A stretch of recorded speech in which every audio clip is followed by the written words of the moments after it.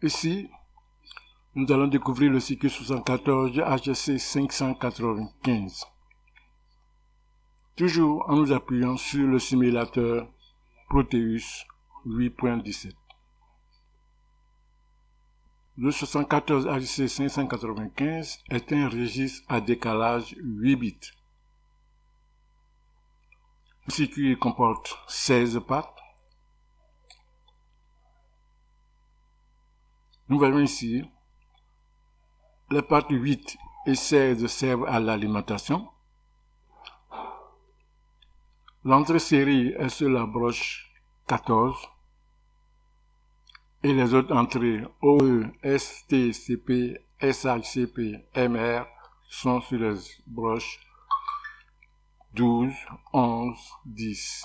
La sortie Q7S permet de mettre les circuits en série ou en cascade. Donc retenons que c'est un registre à décalage 8 bits qui a une entrée de données. Le circuit comporte une entrée de données série. Le registre est à 8 bits, mais les 8 bits, pour les admettre, on utilise la seule patte 14 et les bits sont entrés l'un après l'autre.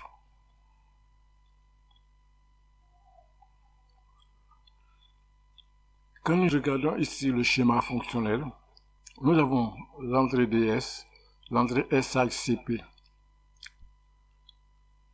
Donc ici, pour faire entrer les 8 bits, on les fait entrer un par un. À chaque front montant de SHCP, un bit est entré.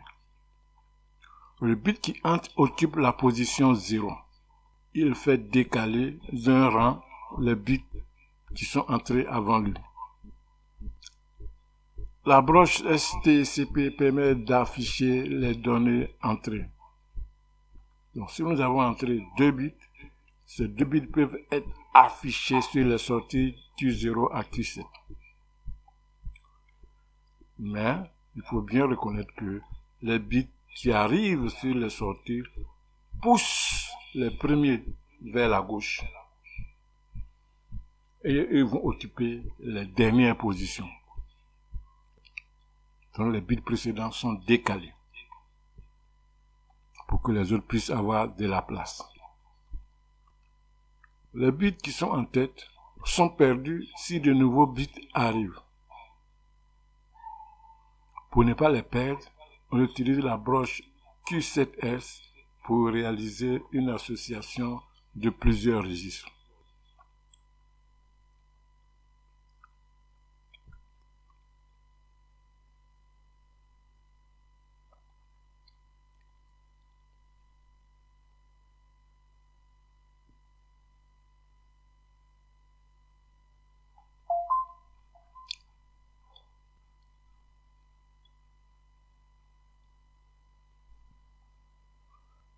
Une flèche ici vers le haut indique un front montant du signal.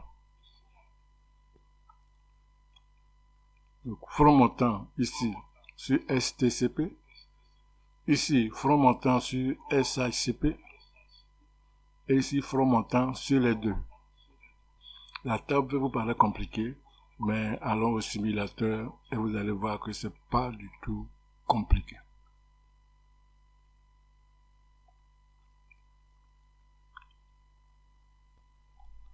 Voici le circuit 64 HC 595. Les entrées sont OE, MR, STCP, SHCP, DS. Nous avons relié ici chaque entrée à la masse par une résistance d'un mégome. Et chaque entrée est reliée directement à VCC par un interrupteur ou un bouton poussoir. Donc, si nous fermons l'interrupteur ou le bouton poussoir, on relie l'entrée correspondante à VCC. Par la fermeture d'un bouton poussoir ou d'un interrupteur, on relie l'entrée correspondante à VCC, la mettant ainsi à 1. Pour le moment, toutes les entrées sont à 0.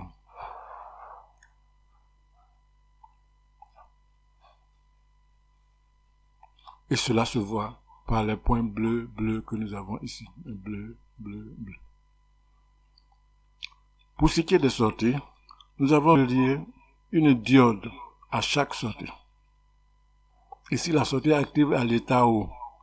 Donc, nous relions la node d'une diode à une résistance qui est reliée à une sortie. La cathode de diode est reliée à la masse. Comment fonctionne ce circuit?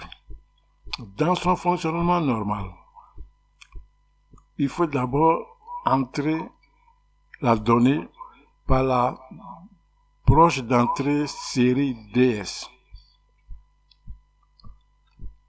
Encore ici, nous utilisons les labels. Donc, l'entrée DS, nous l'avons relié à un fil que nous appelons DS0, et ce DS0 se retrouve là. Donc, c'est le même fil. Et nous avons placé un voltmètre ici pour indiquer l'état de la donnée. Ici, pour le moment, la donnée est à 0. Donc, comment fonctionne le cycle? Si nous entrons ici un bit, ici actuellement DS est à 0. Si nous actionnons le bouton Shift ici, pour mettre un front montant, alors le bit 0 entre dans le registre. Et si nous actionnons le bouton Store, qui est relié à STCP, le bit qui est entré est affiché. Comme nous avons mis ici des diodes et nous avons relié la cathode des diodes à la masse, c'est un 1 qui est visible pour le premier bit. Donc, mettons ici un 1. Désormais, DS est à 1. On se voit ici, le point rouge. Voilà. Quand nous avons ici 0, DS ici, le point est bleu. Quand nous mettons ici à 1, nous avons un point rouge. Donc, DS est à 1. Comment mettre ce 1 dans le registre? On appuie ici le bouton poussoir qui est là. Quand j'appuie une fois, il y a ce 1 affiché là qui entre dans le registre. Donc, je fais ceci. Voilà. J'ai mis donc un 1 dans le registre. Mais est-ce que ce 1, je peux l'afficher? Donc, je vais appuyer ce bouton. Et quand j'appuie, je ne vois rien du tout. Donc, rien ne se passe ici. Cela est dû au réglage des entrées de contrôle. Pour le bon fonctionnement de ce circuit, il faut que le bouton, l'entrée MR ici, soit à l'état haut. Nous mettons ça à l'état haut. Voilà, nous avons mis ça à l'état haut. Maintenant, nous allons mettre un 1 dans le registre. Mettons un 1. Voilà. Essayons d'afficher ce 1. Est-ce qu'il s'affiche en sortie? Voilà. Le 1 est affiché ici. Donc, j'ai mis 1 dans le registre et j'ai affiché. Donc, le registre peut enregistrer 8 bits sans afficher et on affiche ces 8 bits ensemble. Mais on peut entrer un bit et l'afficher aussitôt. Le bit s'affiche en poussant les bits qui sont entrés avant lui. Ici, entrons maintenant un 0 pour comprendre cela. Donc, je mets l'entrée de données ici à 0 en ouvrant l'interrupteur. Et j'appuie ce bouton ici, qui est relié à SHCP. J'appuie une fois. Donc, j'ai mis un 0 dans le registre. Et je vais afficher ce 0. S'il doit s'afficher, il va pousser les bits qui sont déjà affichés. Ici, c'est le bit 0 qui est affiché. Et ici, on a cette diode qui s'allume. Donc maintenant, je vais afficher un 0 que je viens d'entrer. Voilà. Le 0 que je viens d'entrer, c'est lui qui s'affiche là et il a poussé d'un rang le bit qui était avant lui. Nous avons dit qu'on peut faire entrer plusieurs bits en même temps. On peut entrer jusqu'à 8 bits. Il s'agit ici d'entrer 3 0. L'entrée de données est déjà à 0. On va donc admettre ce 0 3 fois dans le registre à décalage.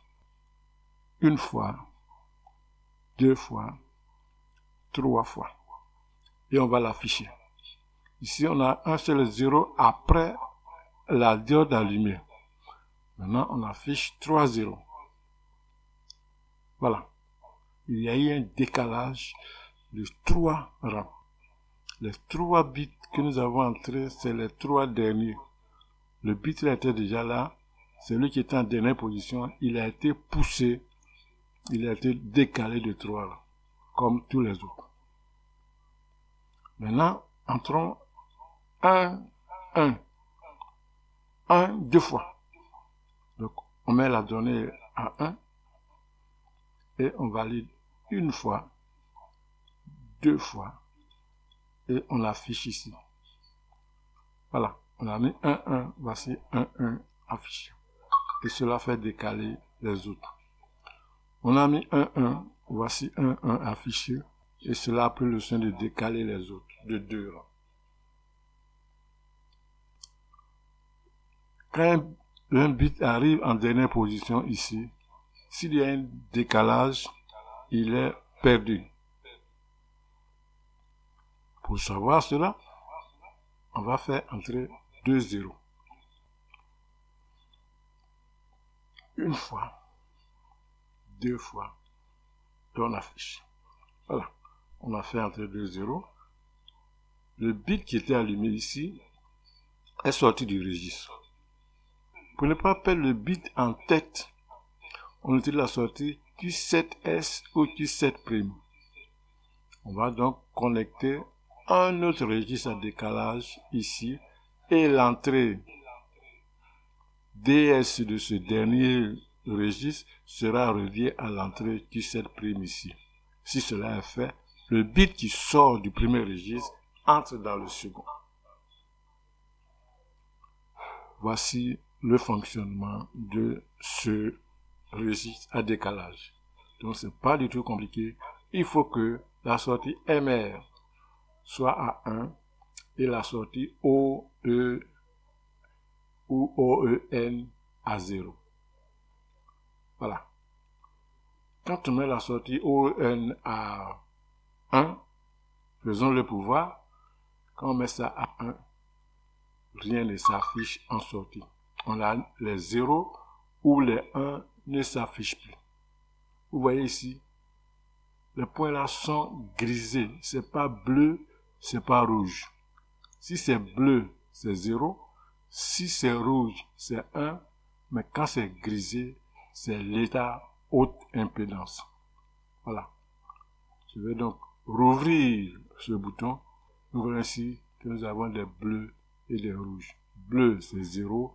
Rouge, c'est 1. Mais l'état qu'on avait quand on a OE à 1, c'est ce qu'on appelle l'état haute impédance. Ce n'est ni 0, ce n'est ni 1. À ce moment-là, les sorties sont déconnectées de l'intérieur du circuit. Ce qui se passe à l'intérieur du circuit est caché des sorties.